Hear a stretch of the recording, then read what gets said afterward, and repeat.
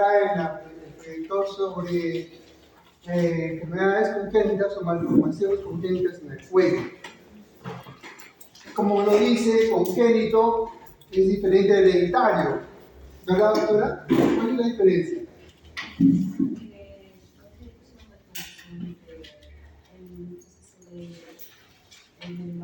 El hereditario es por genética. Por genética, que se hereda de padres que están regidas por las leyes de Mendel, ¿verdad? Eso. Entonces, congénito es eso.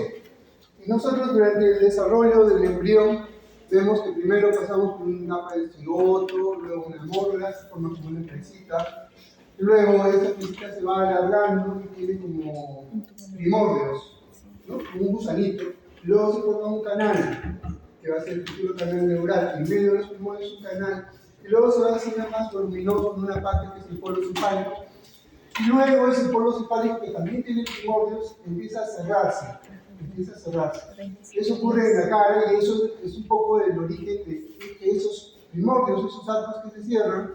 Cuando falla el cierre se produce la fisura labial, la fisura palatina. Lo habíamos hablado, ¿se acuerdan? Luego en el cuello ocurren fenómenos parecidos.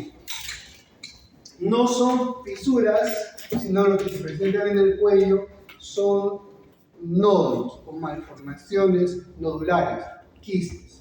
Se llaman, por lo tanto, quistes con malformaciones congénitas o fístulas, que nosotros llamamos, que pueden generarse a raíz del primer arco branquial, segundo arco branquial, tercer arco branquial. Y de acuerdo a ello, si es el primero, segundo y tercer arco, será su localización. El primer arco branquial, por ejemplo, será en la altura de la parótida, segundo branquial, la región submaxilar, y el tercero mucho más abajo, en la base del cuello. Otro quiste que es frecuente en malformaciones en el cuello es el quiste del conducto tirogloso.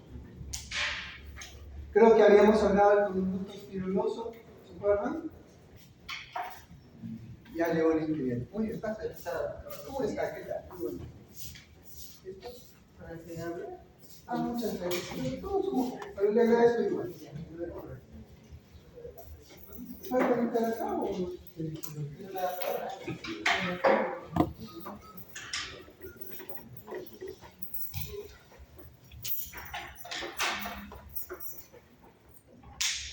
Bueno, entonces hablamos del quiste tirogloso. El quiste tirogloso, a diferencia de los otros quistes branquiales, es central. Los quistes branquiales son laterales, siempre son de un lado del cuello.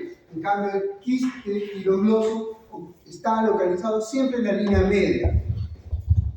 Siempre, o casi siempre, a la altura del hueso yoides. Entonces, a una persona, que ustedes le ven un bultito en la línea media del cuello, a la altura del hueso yoides, siempre sospechen que es un quiste tirogloso, hasta no demostrar lo contrario, ¿no?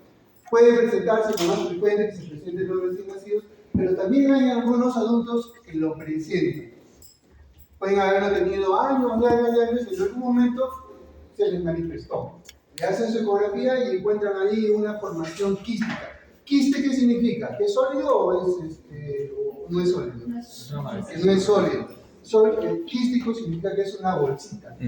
¿Ya? Es como un globito lleno de líquido, que puede ser líquido, puede ser muco, pueden ser células muertas, pero no es un contenido sólido. Eso es un quiste. Quiste tiene, por lo tanto, una cápsula, que es tejido epidermoide por lo general, y en el centro tenemos lo que ya les explicaba. Y el quiste tirogloso tiene su origen en la base de la lengua. 4, 5, 6 semanas. En la base de la lengua hay un primordio que empieza a migrar a través de un conducto que se origina en la base de la lengua, viaja a través del yoides y finaliza a nivel de la región pretracheal en la base del cuello. Ese caminito es una fístula, pero no es un conducto, y se llama tirogloso porque comunica la cultura tiroides con la base de la lengua. Tiroides, gloso, base de lengua. Tirogloso. Entonces, ese conducto sirve para que ese primordio viaje y luego se desarrolle aquí en la base del cuello la tiroides. ¿Qué sucede? hay una falla en el desarrollo de ese conducto tirogloso. Y entonces persiste, no se cierra, así como el conducto arterioso en las comunicaciones auriculares, igual en el cuello, persiste ese conducto y ahí se forma un quiste en ese conducto. Ese quiste se llama quiste del conducto tirogloso, ¿correcto? Ese quiste del conducto tirogloso, por tanto, comunica embrionariamente con la base de la lengua, anatómicamente se quiere. Y se manifiesta por lo general en los recién nacidos, en los niños pequeños, pero también en los adultos. Doctor, ¿cómo así se podría manifestar en un adulto? Exactamente, es una buena pregunta. Muchas de estas lesiones son tan pequeñitas que pasan inadvertidas. ¿Qué pasa con un quiste tirogloso que mide pues, 3 milímetros? ¿Lo nota? No lo nota. Y efectivamente, sucede que en algún momento, como ese quiste tirogloso está comunicado, y eso es una teoría, comunicado con la base de la lengua, en algún momento sufre una pequeña infección, una inflamación y empieza a crecer. Y entonces es visible, notoriamente visible. Y entonces, por esa manifestación, nosotros lo podemos diagnosticar. Hacemos una ecografía, manifestación. ¿Da síntomas? No da síntomas. ¿Le duele? No le duele. ¿Causa algún problema para la deglución? No causa ningún problema para la deglución. Es el no cierre del conducto que va a formar la tiroides, ¿verdad? Exactamente. ¿Y si se llega a tomar la tiroides? Sí se llega a tomar la tiroides. ¿Y La mayor parte de veces. ¿Qué sucede? Así como hay una falla inicial del conducto, puede ser que el primordio no llegue a su lugar y se quede el tejido tiroideo allá arriba, en el quiste tirogloso. Entonces nosotros, por lo general, tenemos que comprobar si en esta malformación la tiroides se ha llegado a formar. Por eso hacemos una ecografía. Entonces sí hay un tejido tiroideo, ahí está la tiroides. Después de que comprobamos que existe morfológicamente la tiroides, tenemos que comprobar si funcionalmente existe la tiroides, es decir, si está funcionando. Por eso es que en ese momento nosotros pedimos una gammagrafía tiroidea. ¿Qué es la gammagrafía tiroidea? Es un procedimiento auxiliar en el cual, por lo que se lee radiogramas, inyectando una sustancia de contraste que va a captar específicamente el tejido tiroideo, se va a dibujar en una pantalla de la gammagrafía y vamos a poder verla en un monitor. Entonces, cuando hacemos la gammagrafía, la sustancia de contraste capta allí donde hay tejido tiroideo. Entonces, si esa captación coincide con el tejido que hemos encontrado, decimos que la tiroides es funcional, está funcionando. Y la tercera cosa que nosotros hacemos es verificar cuánto está funcionando. ¿Cuál es la función de la tiroides? ¿Producir qué? Hormonas tiroideas, la T3 y la T4. Y entonces tenemos que hacer un examen de hormonas tiroideas. T4, libre, T3, hormona tiroestimulante o estimulante de la tiroides, etc. ¿Podríamos pasar a la computadora? Sí, bueno, sí. La máquina se pasa mucho No lo puedo pasar porque no hay información. Pero sí con este lo puedo ver con esto.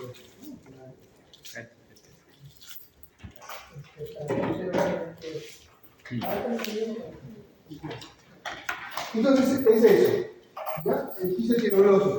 Ahora, doctor, pero si no le molesta, está ahí, es un nodulito, no le causa síntomas, no le duele nada, ¿tiene que tener tratamiento?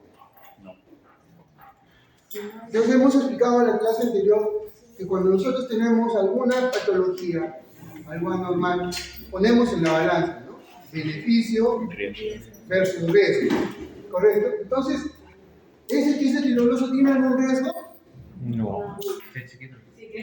Sí tiene, sí tiene, se puede infectar. Y esa infección puede conllevar a la aparición no solamente de tirogloso, con el rojo, transmiten los microbios a la piel, que hace una celulitis cervical, y luego ese quiste tirogloso, como tiene pus, empieza a orar y revienta, se produce además un absceso, ese absceso se orada la piel y tenemos todo un desastre, ¿no? Toda una infección, una complicación infecciosa. Entonces, ese es el peligro. ¿Y qué hacemos cuando esto pasa? ¿Operamos en ese momento? No se opera. O sea, siempre tengan presente que patología quirúrgica infecciosa hay que saber cuándo operar. Por concepto y en cirugía, en todo lo que ustedes quieran, cuando se diagnostica un absceso, el absceso se drena. Esa es la primera opción. Si el paciente no puede ser operado, no puede, etcétera, etcétera, bueno, hará un tratamiento médico, pero el tratamiento médico, los antibióticos que acá por la sangre, pero no llegan al quiste, no llegan al absceso y la infección continúa. Entonces, hay que drenar. ¿Y un quiste tiroidoso infectado es un absceso? Pucha. Si está lleno de pus, Sí. podría catalogarse, ¿no? Pero no se hace el drenaje. No se hace el drenaje. O sea, tener un quiste tiroidoso infectado, tratamiento médico, esperar, generalmente son niños, y entonces en los niños, el drenaje de absceso, bueno, tiene sus indicaciones. Generalmente tratamiento médico, cirugía, si hay pus, puede hacerse una punción y extraerse el contenido del absceso. Y tratamiento médico, ese paciente probablemente al principio, si es leve la infección, tratamiento antibiótico, antiinflamatorio oral, si hay de moderado a grave, el tratamiento tendrá que ser hospitalizado para internar. Y entonces, ¿cuándo se opera? Cuando no tiene infección, cuando no hay síntomas inflamatorios, es decir, cuando está frío. ¿Y cuál es la operación que se hace para este tipo de patología? Tenemos un quiste tiroidoso, ¿qué operación se hace? ¿Qué haría usted, doctora? Lo drena. ¿Usted, doctora? El tratamiento del quiste tiroidoso. ¿Es quirúrgico o es médico? Es quirúrgico. ¿Y qué tipo de cirugía le haría, doctor? Extracción del quiste. Efectivamente, eso es lo que se hacía pues, a principios del siglo, hace años. Pero una vez que se extrae el quiste, extrañamente al poco tiempo volvía. ¿Y por qué? Por la cápsula. Bueno, se podría pensar. Entonces empezaron a extraer el quiste y la cápsula completa. Sale el quiste, la cápsula completa se operaba y al poco tiempo el quiste regresaba. ¿Por qué? Por el conducto. Por el conducto. Porque el conducto persistía. Entonces se retira el conducto tiroidoso. ¿Y el conducto tiroidoso por dónde viaja? Por el base de la... A través del yoides, por debajo del yoides, es uno de sus caminos. Entonces se dieron cuenta que tenían que hacer una sección de la parte central del yoides. Esa modificación de la técnica quirúrgica se llama Sistrum. ¿Cómo? Sistrum. Sistrum. Es un doctor que ideó esa técnica. Y haciendo esa técnica se dio cuenta que la posibilidad de recurrencia era mucho menor, casi no recurría. Pero había algunos casos que recurrían. Entonces, ¿por qué? Porque el conducto tiroidoso se dio cuenta anatómicamente que hay que seguirlo. Y se liga, se reseca lo más cerca a la base de la lengua. Y haciendo eso, el paciente se cura. Se cura. Casi cero de recurrencia. Entonces se llama técnica quirúrgica de Sistrum modificada. Eso es. Ese es el tratamiento. ¿Eso lo hace un cirujano general? No. ¿Eso lo hace un médico general? Menos. Pero ya lo saben. ¿No? Saben que la simple extracción del quiste no soluciona el problema porque ya saben la patología de Paul, saben cómo se originó. Es así en toda la medicina. La medicina, si nosotros sabemos por qué se dio, cómo se formó, cuáles son los riesgos, entonces podemos plantear un tratamiento. En todo lo que ustedes encuentren es así. Creo que no funciona finalmente. Listo. Entonces, esa es la parte media del cuello. Hay algunas otras malformaciones mucho más raras que se dan en la línea media, ¿ya? Pero son rarísimas, así que no les tratemos si ustedes quieren averiguarlo en la bibliografía, pero son muy raras. No la recuerdo, no recuerdo el número, pero es lo que más se ve. en patología en niños. Y en adultos también. En adultos hemos llegado a intervenir a pacientes de 67 años. Recuerdo un paciente hace unos 8 años, un señor ya de edad, vino con una pelota aquí. Esto la tengo hace años, sí, ya me pastilla para deglutir. Se le hace la tomografía y efectivamente un semejante quiste que se extendía desde adelante del yoides, pasando por detrás y desde atrás, detrás del yoides. ¿Qué cosa hay detrás del yoides? ¿Recuerdan la anatomía? ¿Qué se inserta en el yoides? El yoides, por acá la lengua, la vallécula y aquí el epíglotis. Y acá el vestíbulo laríngeo. Si ahí tienen un bulto, ese bulto está en la base de la lengua, en el epíglotis. El epíglotis de que se encarga de la reclusión, se cierra para cuando deglutimos. Entonces el paciente tenía dificultad para deglutir. Tenía un bulto ahí, no lo dejaba. Recién ahí, cuando sintió eso, vino para operarse porque él vivía con su muchos años.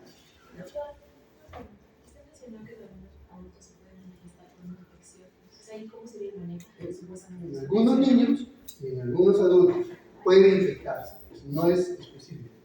Recuerda que ese quiste tiene alguna comunicación con la base de la lengua y así no la tuviera, igual, un quiste cualquiera se puede infectar. Sí, y usted mencionó que esa manifestación puede ser por una infección. Esa manifestación es la infección. Ah, ya. Entonces, ¿cómo sería el manejo ahí si supuestamente era una infección? No Tratamiento médico de inicio, correcto, manejo. Si es posible, se punza, se aspira, usa el exceso para evitar que eclosione, que explote, y se sigue el tratamiento médico. Eso es básicamente lo que se recomienda. Abrir el quiste y drenarlo podría ser, pero vamos a tener un paciente drenando. Se espera que la infección. Sí, para operar el quiste tiroidoso, de la operación del cisto, no se opera con el paciente infectado. ¿Ya? Si es asintomático y infectado, igual se opera. Sí, es mejor. ¿Por qué? Porque podría infectarse en cualquier momento. ¿Es urgente? No, pero tiene que prepararse para una operación. Listo. Entonces, hasta ahí el quiste del conducto tiroideo. En cuanto a los quistes branquiales, el cuadro clínico es el siguiente. Un niño, puede ser de la primera edad, de la infancia, de la lactancia. Viene la mamá y le dice, doctor, tiene una bolita en la parte lateral del cuello. ¿Qué será? Ustedes lo palpan, lo miran, sí, efectivamente hay un bultito. Lo palpan, lo miran, y bueno, pues, ¿qué podría ser? Lo más frecuente, ¿qué sería? Un ganglio, una deglutopía. Que en niños es frecuente, por debido a ese sistema inmunológico. Entonces, bueno, pasa, pero es un poco más grande y es redondeado. No le duele. No tiene adenitis, no tiene nada. Entonces se solicita ahí una ecografía y el ecografista le dice un quiste de 2x2 o 3x3 situado por delante del músculo esternocleidomastoideo por detrás. No tiene flujo vascular, el Doppler dice que no hay vascularización, es un quiste único, no son varios quistes, no está loculado, no está dividido, es un quiste único realmente. Toda la parte lateral del cuello, entonces, con esos dos datos, radiológico y clínico, hacen el diagnóstico que es un quiste branquial. Segundo arco, tercer arco branquial según la localización. Doctor, mi tiene un nodulito, un quistecito aquí, justo debajo de la carótida, por aquí. Primer arco branquial. Tiene un orificio delante del tramo de la orejita. Primer arco branquial. Fístula, quiste del primer arco branquial. Tratamiento, resección quirúrgica. Igual, se sigue el conducto, la fístula, hasta donde se llega al quiste y se reseca. ¿Se opera infectado? Nunca. Evita operar infectado. ¿Esos quistes se infectan? Sí, igual que el tiroidoso. La fístula, ¿cuál es la manifestación de la fístula? Bueno, ellos dicen, doctor, que no un poquito, igual sigue saliendo suero, sangrecita, sigue saliendo una secreción constante. Eso es la fístula.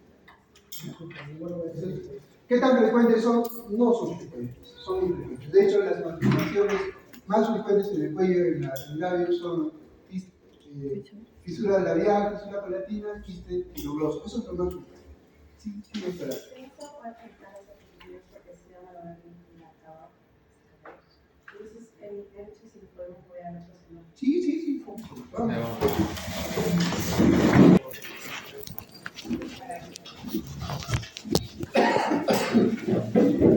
Ah, ya, te escucho.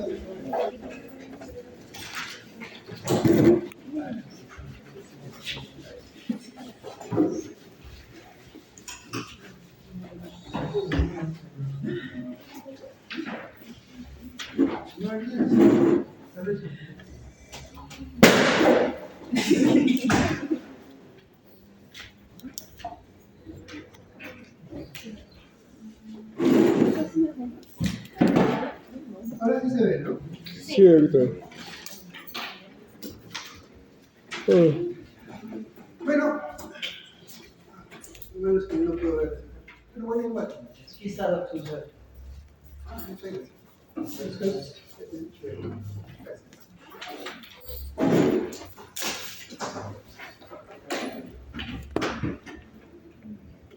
Una pregunta, ¿cómo lo conecto a mi laptop para solucionar? Creo que hay un USB. Ah, sí, acá hay un USB. Así, acá hay un USB.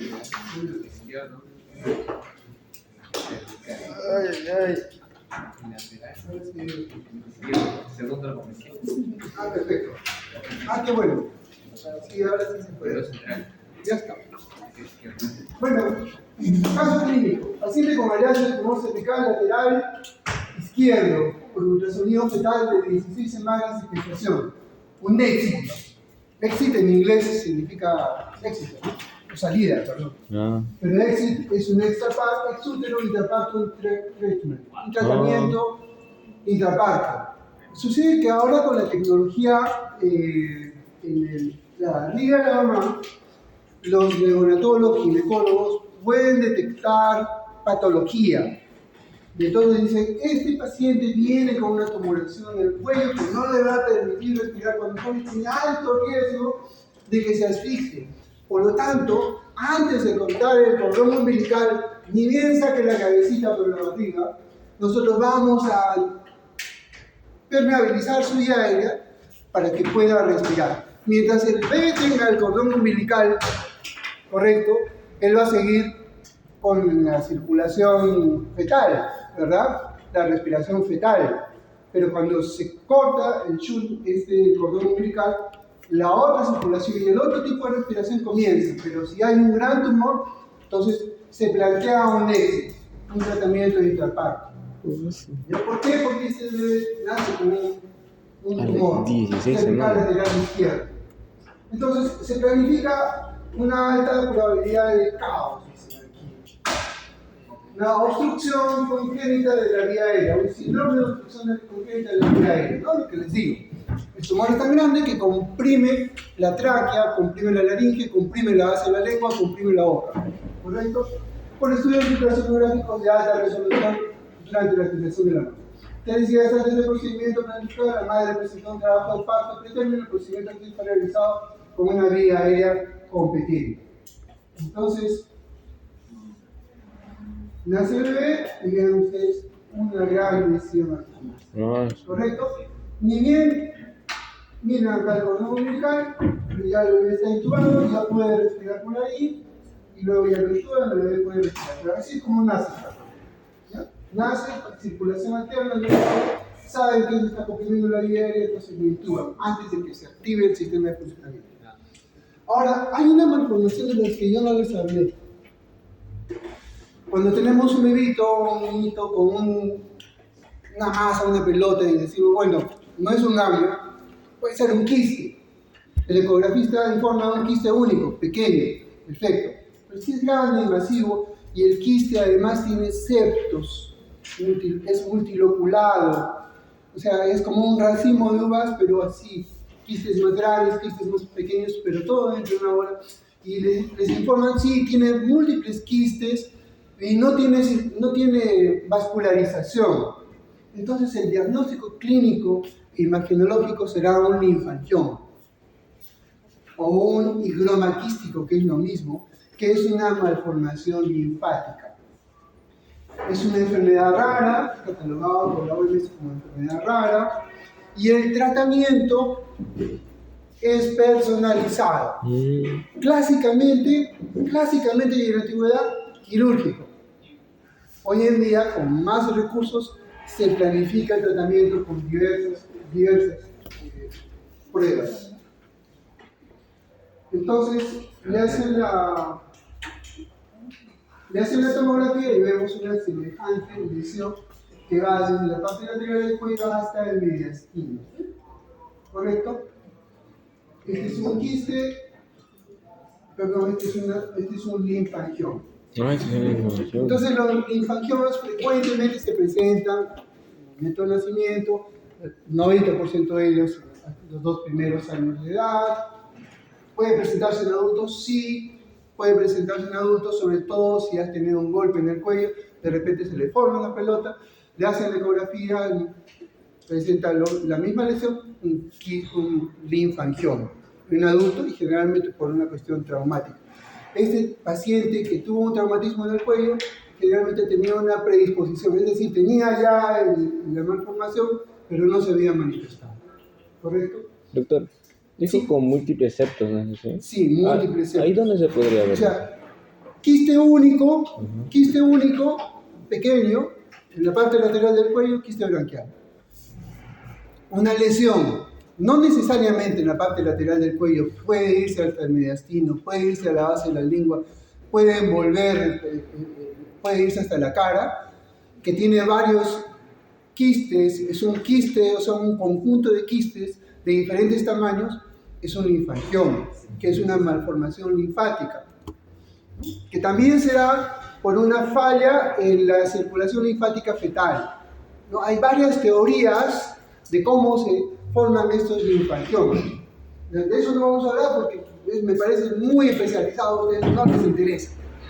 ¿Ya? Pero sí tienen que saber pues, de que tienen una persona que tiene una pelota por ahí, puede ser eso. Tienen que saber que puede ser o un quiste branquial, un linfangioma, hacer la descripción que hace el diagnóstico por ecografía. Ahora, vamos a lo siguiente. Sí. ¿Cuáles son los criterios para enviar la patología? ¿Enviar a patología? No Sí, entiendo. está con un por paciente, ¿verdad? Sí. Usted tiene que enviar a patología. Sí, tiene que enviar a patología. ¿Qué cosa? Usted debe enviar a patología. Hacerle una biopsia. Ya, no. Por lo general no se hace biopsia porque el diagnóstico es clínico e imagenológico. Eso es la clínica, cómo se presenta, tal, se hace la imagenología, tienen el diagnóstico. ¿En qué caso sería la biopsia? Ya, eso ya es una pregunta súper especializada, ya de último. Un sólido. ¿Qué pasa? Que estas lesiones ahora se hace biología molecular de todo, se hace codificación genética de todo. Entonces, les interesa para el tratamiento ver si tienen receptores, un tipo de receptores ILCA, RAS, un tipo de receptores moleculares, y sabiendo que estos receptores moleculares están, entonces pueden plantear un tratamiento con un inmunomodulador biológico, una terapia biológica, etcétera, etcétera. Entonces, para eso serviría la biopsia, pero en nuestro país, en nuestro medio, no se da. No se hace la biopsia. Usted dice que el tratamiento es personalizado. Aparte Sí. de cirugía, ¿qué otro tratamiento? El tratamiento es personalizado, ¿por qué? Porque, como ustedes han visto, aquí... Bueno,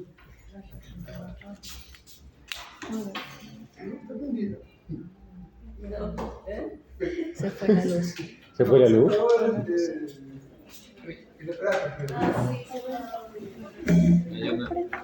A ver.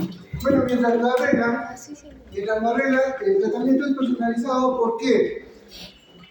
Primero, si es un linfangioma localizado, pequeño, que no afecta áreas importantes, lo podemos extirpar con gran probabilidad de que ese linfangioma no regrese nunca.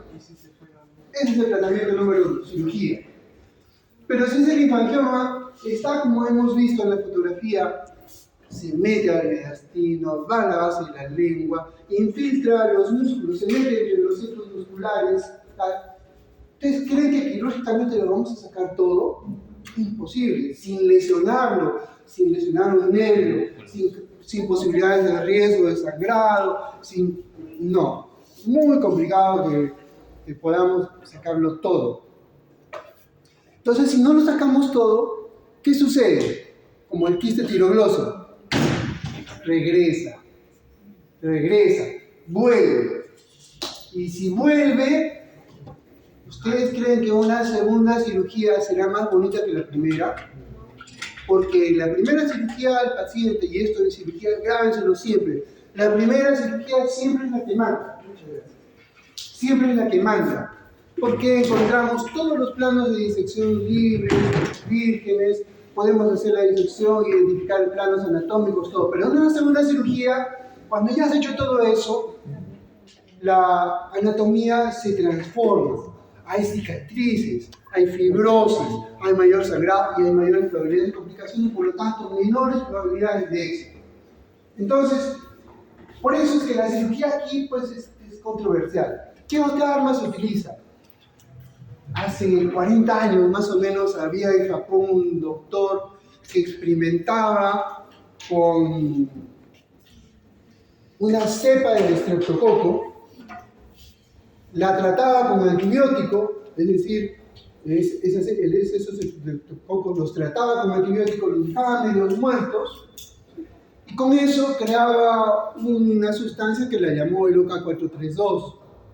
Y inicialmente dijo, bueno, lo vamos a hacer que con estos estreptococos, hacer que haya una respuesta inmunológica y hacer que se active el sistema inmunológico y ¡pum!, ataque los tumores. Entonces se empezó a experimentar para atacar tumores, pues cáncer de colon, cáncer de cabeza y cuello, sin mucho éxito. Por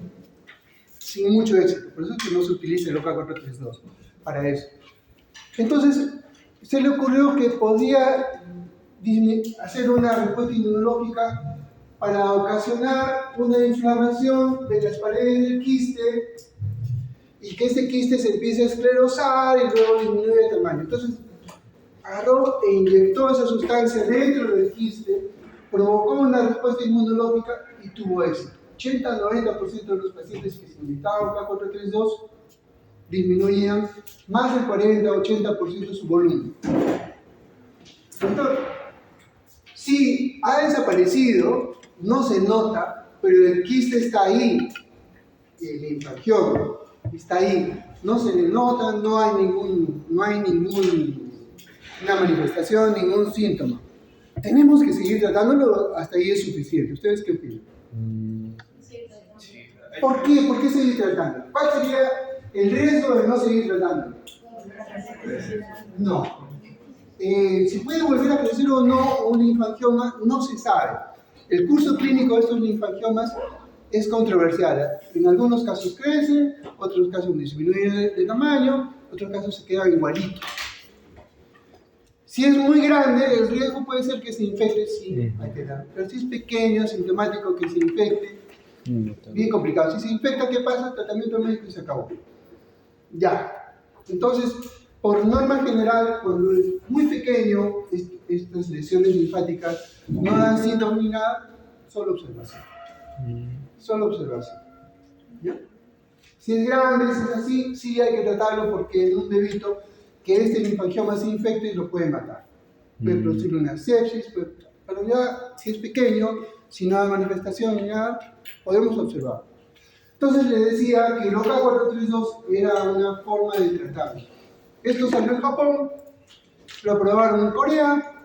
Como es una enfermedad rara, los gringos de Estados Unidos dijeron, queremos un trial doble ciego, tal, y queremos tantos pacientes. Pero como es una enfermedad rara, no se pudo hacer estudios de fase 3. Y entonces, como no se pudo hacer, no se aprobó en la FDA. Como no se aprobó en la FDA, en el mundo, ¿quién quiere utilizar medicamentos que no están aprobados en la FDA? Entonces, aquí en Perú, aquí en Perú lo hemos utilizado como tratamiento personalizado, como ensayo clínico, para algunos pacientes con permiso del Ministerio de Salud. Y hemos tenido cierto éxito. una fundación que lo promocionaba, pero ahora traer cada ampulita de esos cuesta más de $300. Entonces, ese es un tratamiento. Otros autores investigaron otras sustancias esclerosante, por ejemplo la doxiciclina, en viales parenterales, también la bleomicina, que es un antineoplásico también. Entonces, últimamente se ha utilizado otro inmunomodulador que se utiliza para disminuir el rechazo inmunológico a los trasplantes de riñón, que es la rapamicina o sirolimus. Sirolimus también se emplea. Pero todos estos medicamentos, ninguno tiene fase 3. Pero si ustedes se van a un hospital de niños, por ejemplo, del Children's Hospital de Texas, en Texas, Austin, te van a decir, cuando tenemos estos pacientes así de este tipo, les damos 6 meses de sirolimus, rapamicina. Ya tenían sí, éxito relativo. Y todos no, sí, no, ¿y por qué? Y le pusieron a investigar. Y ahí está lo que preguntó la doctora. Hay algunos receptores que sí pueden predecir el éxito de un tratamiento de eso. Por eso sí se haría la biopsia, pero por otro motivo no. ¿Ya? Entonces hasta ahí la pregunta, si vamos avanzando, si no, no vamos a terminar el video. Muy bien. Tumores del cuello concreto, lo que habíamos dicho, laterales, en la línea media y algunas infecciones. Laterales, los quistes bronquiales, los laringocele, que son mucho menos frecuentes, y en la línea media el conducto tirogloso, lo menos frecuente el quiste dermoide, el quiste del timo y el teratoma. ¿Correcto? Excepciones: hemangiomas y malformaciones vasculares congénitas. Las malformaciones vasculares congénitas tipo linfangioma, por ejemplo, ¿no? Sigamos. Aquí está, este es un cuadrito para acordarnos. Quiste del conducto tirogloso, quiste del seno broncógeno mucho menos frecuente, eso ni se acuerdan. Solo acuérdense del conducto tirogloso. La lateral, quistes de las hendiduras bronquiales, senos y pítulos bronquiales, de esto tampoco ni se acuerdan. Segundo arco branquial, primer arco branquial, correcto, tercer arco branquial, las localizaciones. ¿Listo? Sigamos. Sobre hemangiomas y malformaciones vasculares.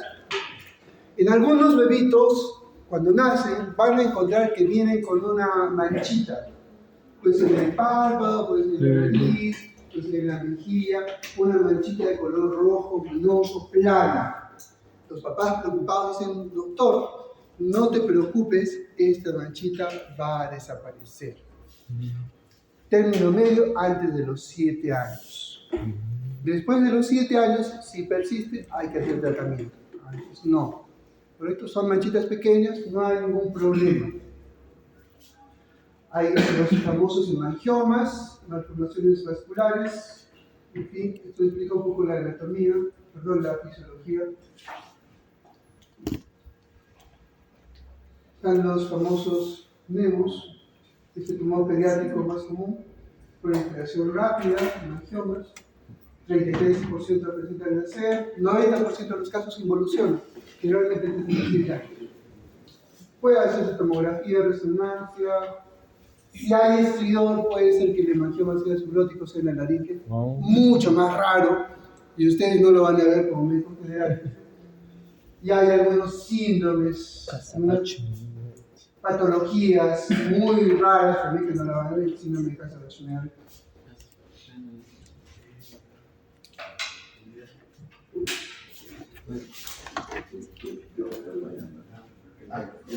Hay algunos otros, síndrome de Sturz-Weber, malformaciones venosas, labios, mejillas, en fin, todas estas son raras. Cuando ustedes en su práctica médica vean estas cosas, mándenme al pediatra.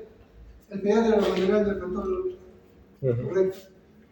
No se meten, pero ya saben que vienen estas malformaciones, son de nacimiento, algunas desaparecen. Algunas son partes de un síndrome. Y lo del linfangioma, lo que habíamos hablado, microquístico y macroquístico. Les había dicho que los linfangiomas son varios quistes, ¿no es cierto? Si los quistes son grandes, es macroquístico. Si son pequeños, son microquísticos. ¿Cuáles son los más fáciles de tratar? Los macroquísticos, porque ahí podemos inyectar sustancias. Los microquísticos son más infiltrativos, por ejemplo, ¿no? 60% al 90% se presenta en el primer año o hasta los 3 años. ¿Ya? Una malformación linfática tipo 1, localizadas debajo del músculo post-localización. Tienen varias clasificaciones los linfangiomas. ¿Qué nos interesa saber? Están localizados debajo del yoides o del miloyoideo o por encima. Los de debajo del yoides o del miloyoideo son más fáciles de detectar. Los que están por encima son más difíciles y generalmente son microquísticos. ¿Correcto? Se hace tomografía, 40% comprometen la vía aérea y regresionan 8% es raro y recurren bastante. Alguna cosa importante sobre los linfangiomas que crecen alrededor de la boca, en la base de la lengua. Si estos no son solucionados en la infancia, en el desarrollo puberal o en la adolescencia, van a ocasionar una malformación maxilofacial. Hay una hiperplasia de la mandíbula, el arco mandibular, hace un prognatismo, hiperplasia, les crece la mandíbula, los dientes se aplanan, es un desastre. Dicen algunos que esto se produce por el peso del volumen del linfangioma. Otros dicen que es porque el linfangioma libera unas sustancias que ocasionan la proliferación de los huesos y hacen que la mandíbula crezca. Entonces, eso sucede y lo he visto varias veces. Bien. Sobre el sistema branquial ya habíamos hablado algo, si es pares arcos mesodélicos, etcétera, etcétera. Creo que lo del primer arco, proceso maxilar, mandibular, esto es sobre su desarrollo. Hendidura branquial, primer arco branquial, hay que distinguir eso, pero en fin, eso no es importante para ustedes. Vamos a pasarlo. Esta es una tablita sobre la biología y las masas del cuello, lo que habíamos dicho, ¿no? Primer arco branquial, mandibular, segundo, tercero.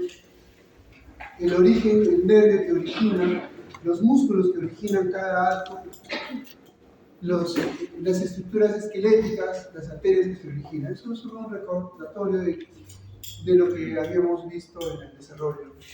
Quistes de la hendidura branquial. Tipo 1, duplicación anular del conducto auditivo externo con epitelio escamoso, tractos fibulosos. Ustedes ven la tomografía, por debajo de la parótida o quiste, perdón, este es el tipo 2.